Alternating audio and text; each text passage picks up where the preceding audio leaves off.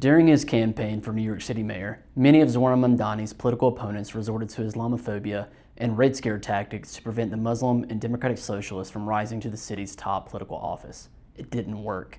Mamdani's run for mayor was ultimately successful because this one central tenet of his campaign proved too resistant to such demagoguery, addressing the rising cost of living and the general lack of affordability within the economy.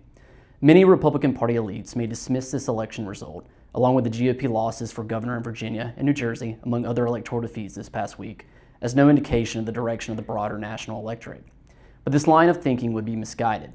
This unifying message of affordability serves as an antidote to the divisive politics of President Donald Trump, Trumpism, and his corrosive MAGA coalition.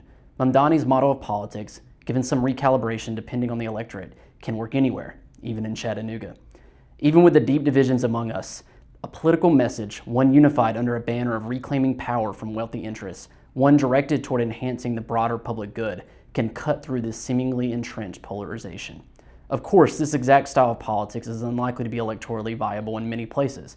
New York City is much different than a vast majority of the country. A self-described democratic socialist, to put it modestly, is unlikely to find electoral success in a place like Tennessee.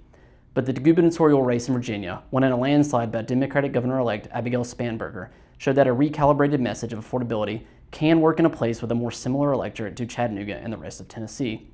Much like Mamdani's campaign, Spanberger focused on lowering the cost of living. As outlined in her Affordable Virginia plan, the governor-elect is committed to reducing the cost of healthcare, housing, and energy.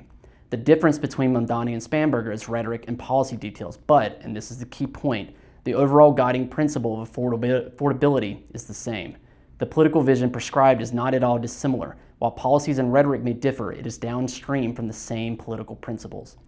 In every corner of this country, whether it's New York City, Virginia, or Chattanooga, there is a hunger for political change, a void in transformational leadership that so many people desire. That absence of political conviction can be filled anywhere, given a sincere commitment to equity and a willingness to fight for that ideal. It may take on different forms in different places, but as the election showed last week, it can be done.